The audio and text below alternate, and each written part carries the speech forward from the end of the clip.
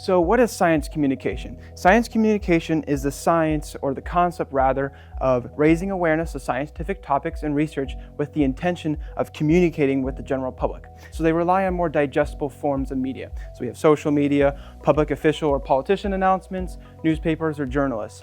And so we are now going to go back in time to the year of 2000 when President Clinton was doing an announcement on the success of the Human Genome Project.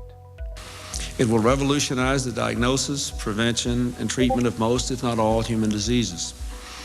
In coming years, doctors increasingly will be able to cure diseases like Alzheimer's, Parkinson's, diabetes, and cancer by attacking their genetic roots. And so moving forward, I think we need to reframe what we think about science and what we expect of it.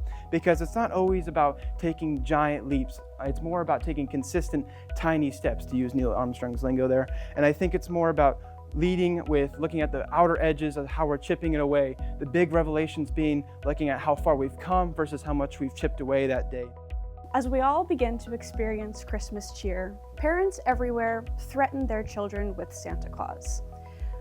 With the help of catchy songs and frightening media, children are persuaded by these threats into good behavior, at least until they get their presents.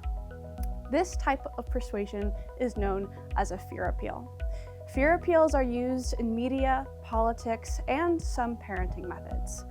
Fear is something that we all experience, but how exactly is it persuasive? They're extremely common in political rallies especially, like this one from Donald Trump in 2022.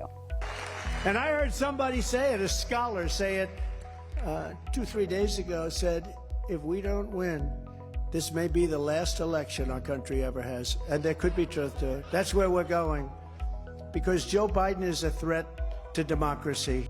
All of this, in the same vein, media, politicians, and parents can and do use fear appeals correctly, but it's up to us to decide what is and isn't a real threat.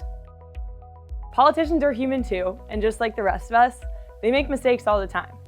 The difference lies in how they handle their mistakes and how they respond to the public in times of crisis. Now, let's look at some examples of these strategies in action. Virginia Governor Ralph Northam faced accusations in 2019 after the discovery of a photo in his medical school yearbook depicting an individual wearing blackface next to another individual in a KKK robe with Northam's name attributed in the caption. In response to these racist images, Northam held a press conference to apologize for the distress these images were causing people. However, he did not admit to being an individual in the photo. Sure. That is not my person on that picture in the yearbook. We will continue to lead. We will continue to talk about the issues that are important, but we also will have a conversation as we move forward about trust. Ultimately, apologies are always going to be hard, and add politics into the mix, and it comes with the territory. It's always going to be something that's relevant. However, using impression management strategies the right way in a crisis can be the difference between rebuilding public confidence or damaging a political career beyond repair.